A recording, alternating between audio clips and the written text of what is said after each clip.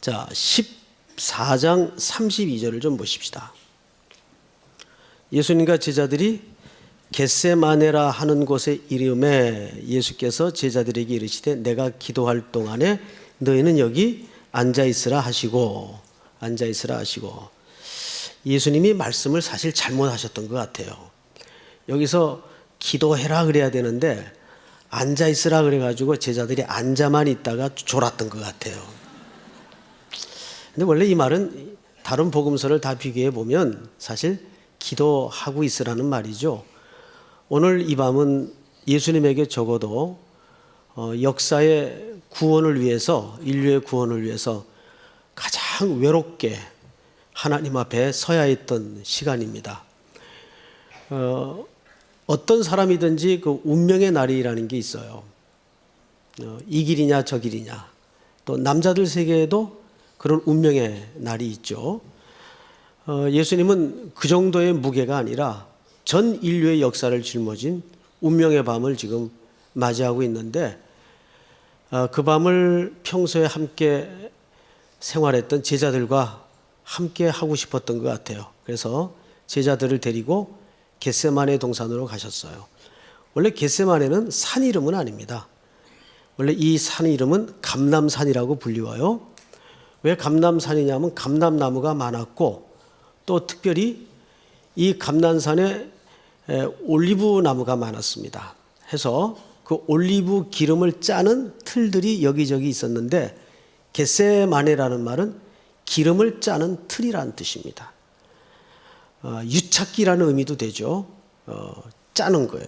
우리 집집마다 요즘 뭐 과일 짜서 먹느라고 유착기들 한두 개씩은 다 가지고 있는데 이 겟세마네라는 이 동산의 의미의 이름이 여러 봉우리 중에 한 봉우리를 말하는데 유착기라는 의미가 있어요. 여기 제자들을 데리고 이제 들어가십니다. 이 동산은 예수님께서 가끔 찾았던 곳이 아니고 낮에는 가르치고 병 고치는 사역을 끝내시고 밤이면 홀로 이곳에 오셔서 쉬기도 하시고 또 쉬는 가운데 아버지 하나님과 대화하시던 아주 중요한 기도의 장소인데 그 횟수가 얼마나 빈번했던지 누가복음 기자는 이 모습을 이렇게 묘사를 해서 습관을 쫓아 나아가셨다.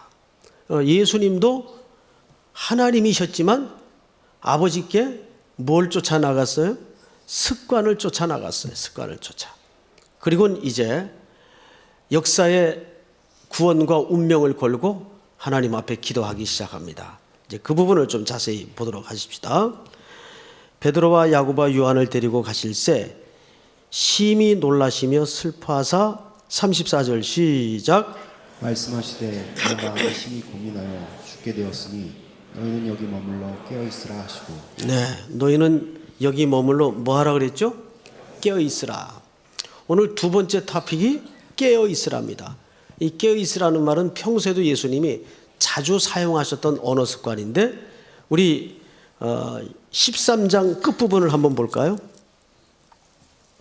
마가복음 13장 끝부분 33절부터 좀 보십시다. 주의하라, 뭐하고 있으라? 깨어 있으라. 그때가 언제인지 알지 못함이라. 가령 사람이 집을 떠나 타국으로 갈 때 그 종들에게 고난을 주어 각각 사물을 맡기며 문지기에게 또 뭐하죠? 깨어 있으라 명함과 같으니 그러므로 깨어 있으라. 그리고 맨 밑에 37절 다 같이 시작. 깨어 있으라 내가 너에게 하는 이 말은 모든 사람에게 하는 말이니라 하시니라. 자, 이 깨어 있으라는 말은 제자들에게만 한 말입니까? 모든 사람에게 한 말입니까? 네, 모든 사람에게 한 말이에요.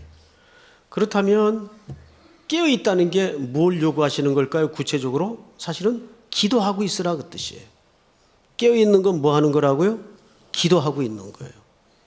여러분 지금 기도하고 있습니까? 잠자고 있습니까? 깨어 있습니까? 잠들어 있습니까? 이 시대가 깨어 있으려면 다시 산골짜기마다 기도의 소리가 회복돼야 돼요. 믿습니까? 우리는 사실 선배들이 골짜기마다 밤을 새우며 감옥에서도 눈물로 기도했던 그 기도의 덕을 먹고 살고 있어요. 그 기도가 역사를 넘어 후손들에게 지금 흘러가고 있는 거예요. 그러니까 한 사람의 깨어 있음이 역사의 새벽을 여는 경우들이 굉장히 많습니다. 뭐 많은 예정을 들 수 있겠지만 이스라엘이 사사기 시대라는 어두운 종막을 향해서 가고 있을 때 하나님이 아주 불쌍한 고통이 가득한 한 여자를 준비하시죠. 그는 심한 통곡으로 기도했다 그랬어요. 사무엘의 어머니 한나입니다. 한나가 성소에 나와서 하나님 앞에 심정을 통하며 통곡의 기도를 드려요. 한 여인의 깨어 있음이 그 어둠의 시대를 끝내고 말씀의 통치를 시작해 하시는 새벽을 열어놓지 않습니까? 깨어 있는 건 집단이 필요 없어요. 한 사람이 깨어 있으면 됩니다. 이 시대에 새벽을 준비하는 파수꾼이 우리 삼일교회 청년이 될 수 있었으면 좋겠습니다. 믿습니까? 그러려면 우리가 매일 새벽 기도뿐만 아니라 무희로 성령 안에서 이 구석 저 구석에서, 지금도 우리 교회는 그 풍경이 굉장히 아름다운데 청년들이 돌아가기 전에 로비에서 서클을 만들어서 손을 잡고 또 이 본당에서 구석구석 앉아가지고 기도하는 모습을 쉽게 볼 수가 있습니다. 그런 모임들이 일터에서, 직장에서, 삶의 현장에서 계속 깨어있는 자들의 모습이 드러나야 됩니다. 예수님이 이 마지막 밤을 제자들과 함께 지내시면서 제자들에게 부탁했던 것이 뭐냐면 반복해서 강조했던 것이 깨어있으라. 그런데 뜻밖에도 오늘 본문을 보니까 14장 오늘 본문을 보십시다. 35절, 조금 나아가서 땅에 엎드려 될 수 있는 대로 이때가 자기에게 지나가기를 구하여 이르시되 아빠 아버지여, 아버지께는 모든 것이 가능하오니 이 잔을 내게서 옮기시옵소서. 그러나 나의 원대로 마옵시고 아버지의 원대로 하옵소서 하시고 돌아오사 제자들이 자는 것을 보시고, 그러니까 예수님이 점검하러 오신 거예요. 그런데 제자들이 뭐 하고 있었어요? 자고 있었어요. 깨어있질 못했어요. 자, 따라서 합니다. 골방의 실패는 사역의 실패요. 사역의 실패는 인생의 실패다. 그럼 인생의 성공은 어디서부터 시작이 된다는 얘기일까요? 골방. 얼마나 하나님과 독대하여 집중하는 시간을 갖는가. 제가 어느 교회에서 이제 건축을 시작했어요. 97년도 11월 달이죠. 우리나라 경제 한파가 막 몰아닥칠 때입니다. IMF라고 기억나시죠? 그달 IMF가 터지던 그달 어쩌다가 계획을 잘못 세웠는지 잘 세웠는지 저는 금식하고 결정한 날짜인데 탁 기공예배를 드리고 나니까 IMF가 탁 터진 거예요. 이제 건물은 다 헐어놓고 상황은 뒤로 후퇴할 수가 없어요. 무조건 앞으로 가는 수밖에 없어요. 예배초소는 저 목동이라는 먼 곳에 지하를 얻어놓고 거기서 교인들이 버스도 안 돌리는데 이제 왔다 갔다 해야 돼요. 그리고 이제 교인들의 일터는 점점 이뤄지고 퇴출이 되고 구조조정이 당해지고 뭐 사방으로 우겨쌈을 당하는데 정신이 없어요. 그때 나이가 40 초반, 방금 소개한 이사무엘 목사님 나이 정도밖에 안 됐어요. 그러니까 뭐 애기죠, 애기. 어린애에 불과하죠. 저는 또 이 인사하신 목사님보다 더 동안이어가지고 그 당시에 진짜 애기 같았어요. 네. 그렇다면 그런 줄 아세요. 목사가 우길 때는 이유가 있어서 우기는 겁니다. 제가 그때 그 시절 사진을 언젠가 한번 보여드릴게요. 정말 제가 봐도 혀가 차질 정도로 어린애였어요. 그게 뭘 알겠어요. 철딱서니가 하나도 없었죠. 딱 답이 나오더라고요. 기도밖에 할 게 없어요. 무슨 돈이 있기래요. 뭐 목회적 경험이 있기래요. 답이 딱 나오더라고. 기도밖에 없다. 그래서 전 교인들을 순서를 짜가지고 이제 목사인 저서부터 릴레이 기도라는 걸 시작했어요. 우리도 2년 전 했잖아요. 이 기도가 끊어지면 안 돼요. 24시간 풀 가동이 돼야 돼요. 쉼 없이. 언제까지? 공사 끝날 때까지. 그래서 이제 제가 1번 타자로 그 허름한 목욕탕을 하던 건물을 하나 구입한 게 있는데 당시 교육관의 시설로 썼어요. 거기 강대상에 문을 하나 달아가지고 그 안에 들어가서 다음 타자가 올 때까지, 그 다음 타자가 펑크를 내면 올 때까지 계속 하는 거예요. 그 다음 사람이 올 때까지.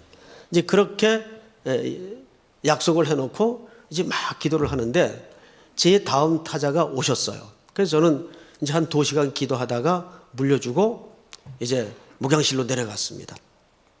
그런데 그냥 목양실에서 설교 준비나 또 다른 일을 하다가 집으로 들어갔으면 되는데 이게 또 기도가 끊어지지 않을까 걱정이 돼가지고 이때 예수님 이 겟세마네 동산에 이 점검하시던 모습이 생각이 나서 점검을 해봐야 되겠다 하고 2층으로 올라가서 기도 소리가 들리나 하고 이제 가만히 귀를 대고 들어봤어요. 그런데 소리가 뭐가 들리긴 들리는데 그랑 코 고는 소리가 들려요. 그래서 이 화딱지가 나가지고 아니 이 중차대한 교회적 업무를 앞에 두고 이 도대체 어느 순서인데 누가 이 잠을 자고 있나? 분명히 코 고는 소리예요. 코 고는 소리. 그래서 이제 문을 쓱 열었어요. 그랬더니 거기에 모 장로님이 주무시다가 얼마나 놀래요. 눈을 떴는데 담임 목사가 시퍼렇게 이렇게 쳐다보고 있으니까. 그러니까 이분이 일어나다가 그 강대상 의자에 다 여기들 찧었어요. 그래서 제가 막 도망갔어요. 나도 놀래가지고. 근데 내가 그때 왜 도망갔는지 모르겠어요. 막 도망갔어요. 도망가다가 맨 뒷줄 의자 모서리에 제 정강이를 콱 찍었어요. 조인트 부분에. 그 다음부터 우리는 서로 얼굴을 쳐다보면 그냥 웃고 말았어요. 그 장로님도 저를 쳐다보고 웃고 저도 장로님 쳐다보고 웃고 이제 하루 종일 일하고 오셔서 기도 시간 됐다고 나와서 기도하다가 아마 주무셨던 모양이에요. 난 이 본문을 읽다가 그 장로님이 생각이 났어요. 너무 지금 생각해도 죄송해. 그때 그 점검을 안 했어야 되는데 주무시더라도 꿈속에서 주님과 만나고 있었겠지. 그러니까 절대 기도하다가 주무시는 분들은 깨우지 마세요. 철야 시간에. 어쨌든 예수님이 와서 점검을 해보니까 제자들이 자고 있어요. 그래서 예수님이 38절을 보세요. 37절. 돌아오사 제자들이 자는 것을 보시고 베드로에게 말씀하시되 시몬아 자느냐 네가 한시도 깨어 있을 수 없더냐. 38절 다 같이 시작. 시험에 들지 않게 깨어 있어 기도하라. 마음에는 원이로되 육신이 약하도다 하시고. 다시 나아가 동일한 말씀으로 기도하시고 같이 읽습니다. 시작. 다시 오사 보신즉 그들이 자니 이는 그들의 눈이 심히 피곤함이라. 그들이 예수께 무엇으로 대답할 줄을 알지 못하더라. 자, 오늘 스토리는 매우 단순해 보입니다. 근데 우리는 여기서 몇 가지 좀 들추어낼 메시지가 있어요.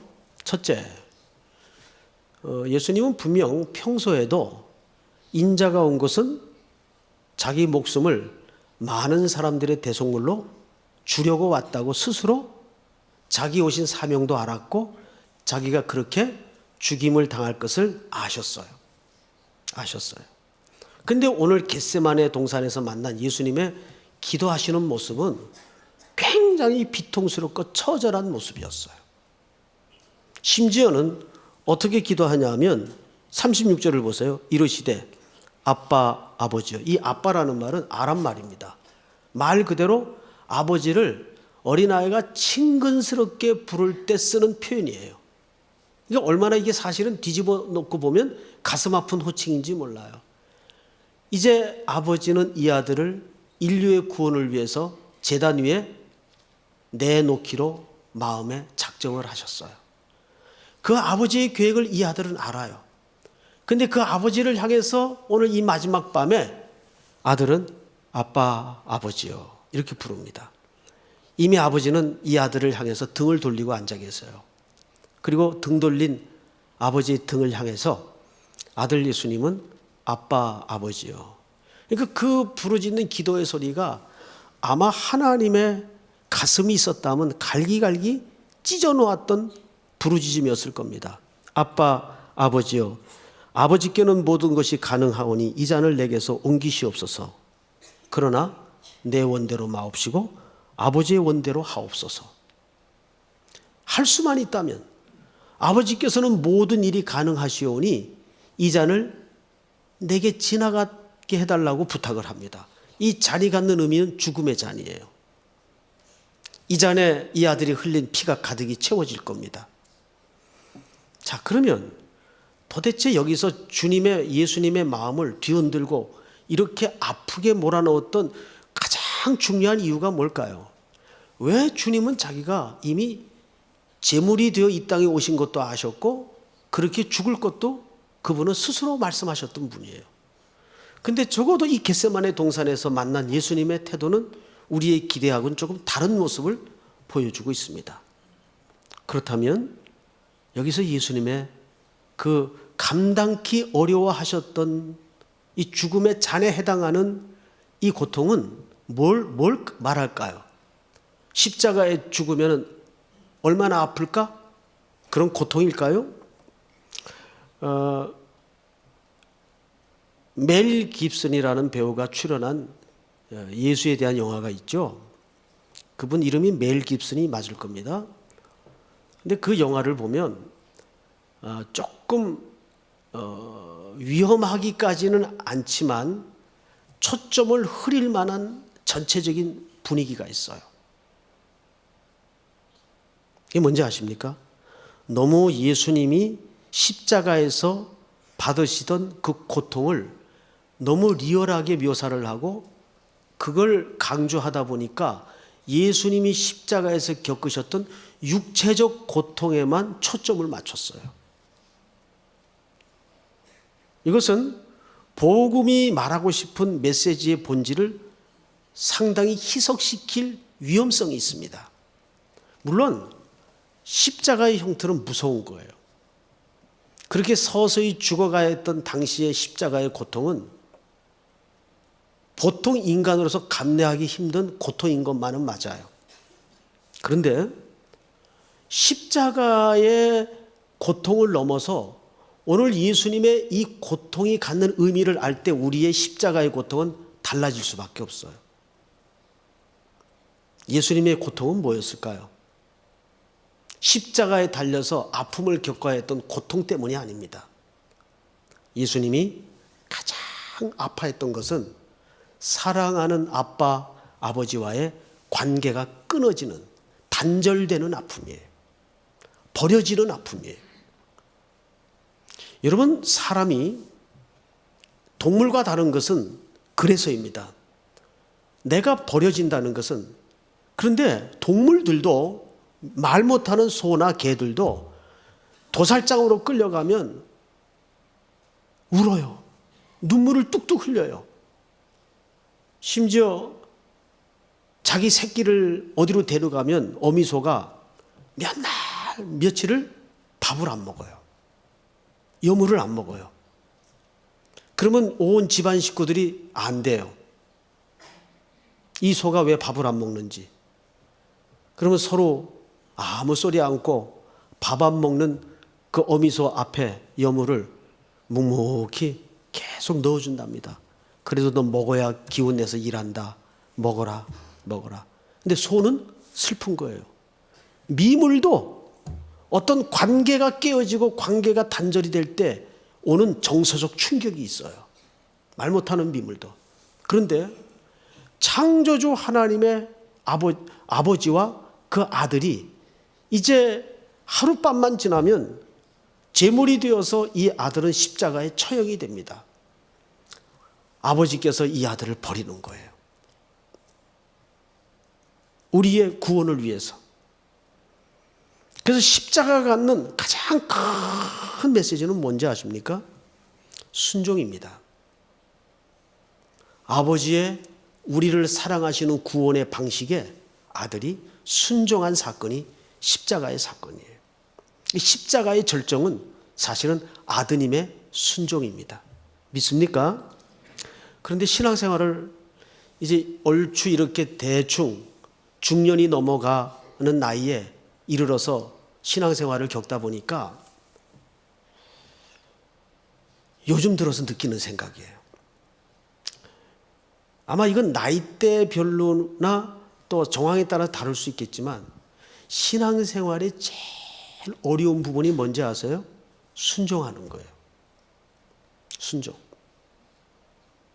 그래서 제가 그 카톡 그 프로필란에 써놓는 세 글자가 있어요. 저하고 카톡을 주고받은 분들은 그 글자를 본 분들이 있을 거예요. 딱 세 글자예요. 뭔지 아세요? 예, 주님. 이 세 글자예요. 어떤 상황 속에서도 네, 주님. 그게 제일 힘들어요. 너 이렇게 살아. 이게 네가 감당해야 되는 몫이야. 근데 언제나 그것이 비단길을 깔고 오는 것도 아니에요. 험한 가시밭길로 올 때가 있어요. 그럴 때 네 주님.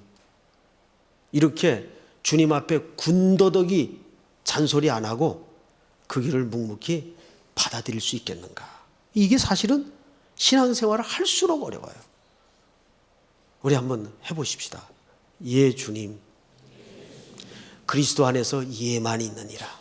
믿습니까? 이것은 맹종이라는 의미하고는 전혀 다른 개념입니다. 오늘 예수님이 이 십자가 위에서 죽기 전 이 혹독한 밤을 그래서 아파했던 겁니다. 버림당한다는 사실 때문에. 그런데 제자들은 그 자리에서 실패합니다. 근데 잘 보세요. 마지막 절 40절을 보세요. 다시 오사 보신즉 그들이 자니 이는 그들의 눈이 심히 피곤함이라. 그들이 예수께 무엇으로 대답할 줄을 알지 못하더라. 세 번째 오사 그들에게 이르시되 이제는 자고 쉬라. 그만 되었다. 때가 왔도다. 보라 인자가 죄인의 손에 팔리느니라. 그리고 뭐라 그랬죠? 일어나라 함께 가자. 여러분 여기에는 이중적인 암시가 있습니다. 이제는 그만 쉬라. 이제는 그만 됐다. 그랬으면 저 같으면 이런 제자들을 안 데려갔을 것 같은데 주님은 뭐라 그러죠? 일어나라 함께 가자. 여기에 어떤 이중적인 메시지가 있어요. 첫째는 이런 제자들의 실패 현장을 주님은 다시 한번 확인하시고 그래서 죽으러 가시는 거예요. 믿습니까? 그래서 죽으러 가시는 거예요. 마지막 밤 이 주님의 처절한 순간까지도 함께 할 수 없었던 제자들. 이런 제자들 때문에 주님이 십자가 위에 이들을 구원하기 위해서 온전케 하기 위해서 죽으러 가시는 거예요. 그런데 왜 함께 가요? 이제 주님의 십자가를 경험하고 부활을 경험한 제자들이 어떤 일을 해냅니까? 그 부활의 주님을 새롭게 만나면서 12사도로 이 땅의 교회의 기초를 놓는 하나님의 일꾼으로 새롭게 일어납니다. 할렐루야. 그러니까 일꾼들의 예수님의 참된 제자가 되는 첫 번째 관문이 뭐냐면 십자가를 통과하는 길입니다. 그리스도의 죽음 속에 내가 죽어야 돼요. 그것이 겟세마네 동산에서 확인되는 밤입니다. 우리는 여기 제자들 같아요. 그래서 예수님이 베드로를 향해서 뭐라고 부릅니까? 시몬아. 시몬아. 시몬은 베드로의 부름받기 전 옛날 이름이에요. 베드로를 향해서 시몬아 부릅니다. 왜 그럴까요? 적어도 잠들어 있는 제자는 베드로가 아니었어요. 베드로는 무슨 뜻입니까? 반석이었어요. 이 베드로는 예수님의 십자가의 죽음 속에서 거듭납니다. 그리고 그는 전설에 의하면 로마에 가서 이 예수 그리스도의 고난의 복음을, 십자가의 복음을 증거하다가 주님처럼 하늘을 우러러 십자가에 죽을 수가 없어서 십자가에 거꾸로 매달려 죽었다는 전설이 내려옵니다. 여러분, 하나님의 종들은, 하나님의 사람들은 그 모든 스타트 라인이 십자가를 통과하는 사건이 내 인생 속에 경험되어져야 돼요. 그렇구나. 우리도 겟세마네 동산에서 만난 제자들처럼 영육간에 실패할 수밖에 없는 존재였구나. 그런데 이런 제자들이 나중에는 예수님의 예언처럼 어떻게 되죠? 어떤 제자는 벌거벗고 도망가고 다 뿔뿔이 흩어집니다. 한 명도 남지 않습니다.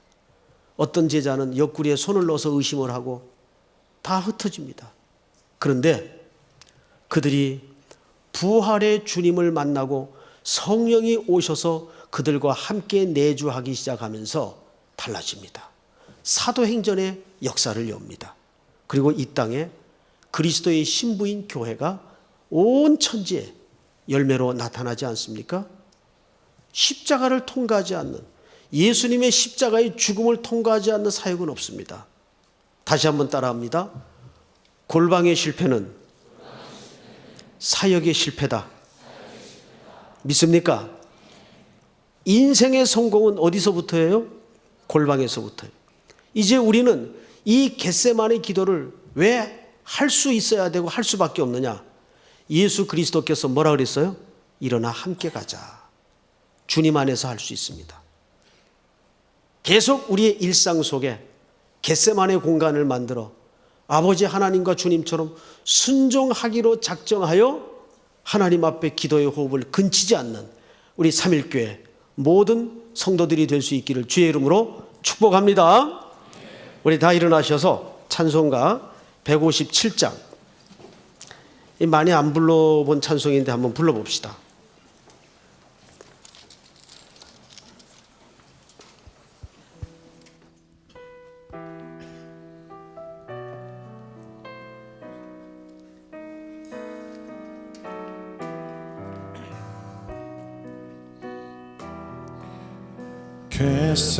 겟세마네 동산에서 최후 기도하시고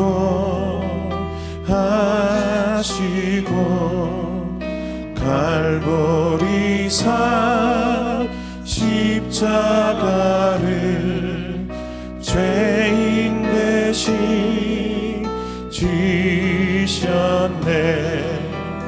엘리 엘리 부르시며 고통당한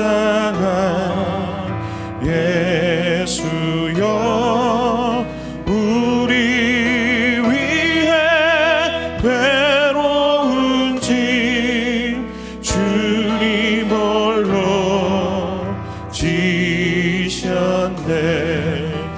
무슨 죄로 우리 주님 십자가를 지셨나.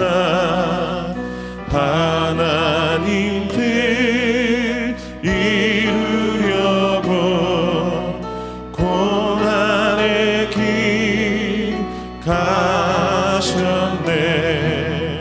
나를 위해 피 흘리신 우리 주님 예수여 환난 날이 닥쳐와도 주를 보게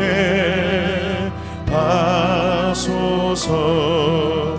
다 이뤘다 하신 주님 내가 바라봅니다.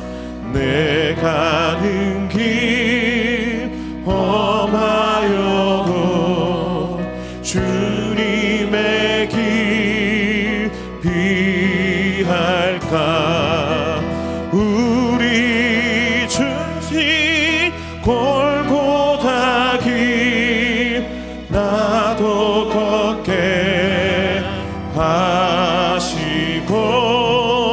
주의 뜻과 그의 나라 강구하게 하소서. 이뤘다 하신 주님 내가 바라봅니다. 내 가는 길 험하여도 주님의 길 비할까. 주님 가신 골고다 길 나도 걷게 하시고 주의 뜻과 그의 나라 강구하게